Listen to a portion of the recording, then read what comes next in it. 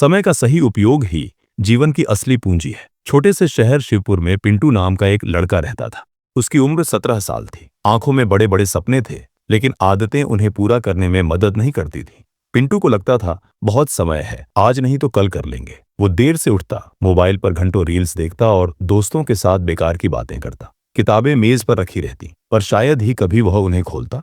पिंटू के दादा शेरदिल समय के बहुत बड़े पाबंद थे। सूरज उगने से पहले उठते, टहलते, अखबार पढ़ते और फिर अपने छोटे से बगीचे में काम करते। अक्सर पिंटू से कहते, बेटा समय नदी की तरह है, जो बह गया वो लौटता नहीं। पिंटू मुस्कुरा देता, लेकिन दिल तक बात नहीं पहुंचती। एक दिन स्कूल में विज्ञान शिक्षक ने घोषणा की कि राज्य स्तर की छात्रवृत्ति परीक्षा होने वाली है। ये परीक्षा पास करने वालों को आगे की पढ़ाई में बड़ा लाभ दे सकती थी। पिंटू के दोस्त तैयारी में जुट गए, लेकिन पिंटू ने सोचा अभी तो बहुत समय है। उसने तैयारी टाल दी। दिन बीतते गए, परीक्षा करीब आई। एक शाम दादा शेरदिल ने पिंटू को बुलाया और कहा, चलो आज तुम्हें कुछ दिखाता हूँ। वे उसे पास की पुरानी फैक्ट्री के खंडहरों में ले गए। वहां एक जंग लगी घड़ी दीवार से लटकी थी, सुइयां जमी हुई थी। दादा बोले, यह फैक्ट्री कभी शहर की शान थी। मालिक बहुत होशियार था, लेकिन उसने काम टालते रहे, समय पर फैसले नहीं लिए। घड़ी रुक गई और उसके साथ सब कुछ। पिंटू पहली बार चुपचाप उस घड़ी को देखने लगा। उसे लगा जैसे समय खुद उसे घूर रहा है। घर लौटकर पिंटू ने किताबें खोली, लेकिन मन भटकता रहा।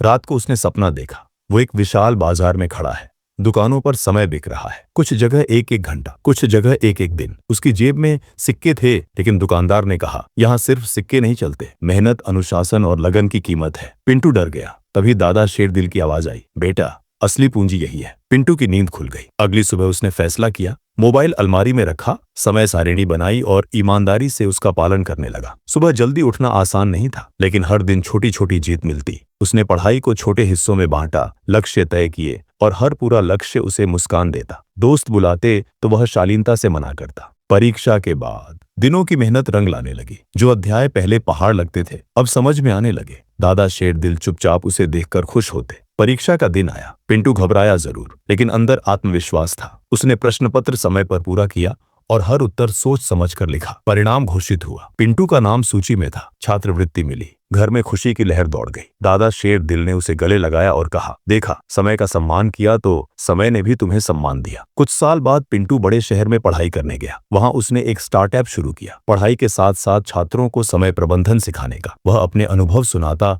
और अंत में वही बात दोहराता जो दादा शेरदिल ने सिखाई थी, समय धन नहीं, धन समय से बनता है। एक दिन वह फिर शिवपुर आया। खंडहर वाली फैक्ट्री के पास रुककर उसने नई घड़ी लगवाई, चलती हुई। शहर के लोग इसे देखकर मुस्कुराए। पिंटू ने मन ही मन कहा, घड़ी चले तो सपने भी चलते हैं। उस शाम दादा शेरदिल के साथ चाय पीते हुए पिंटू ने महसूस किया कि जीवन की सबसे बड़ी पूंजी बैंक में जमा पैसे नहीं, बल्कि वह हर क्षण है जिसे सही दिशा में लगाया जाए। क्योंकि जो समय का सही उपयोग करना सीख लेता है, वही अपने भविष्य को गढ़ता है। अगर आपको इस कहानी से कुछ भी सीख मिली है, तो हमारे चैनल को सब्सक्राइब और लाइक जरूर करें और कमेंट में बताना मत भूलना कि आपको कहानी कैसी लगी।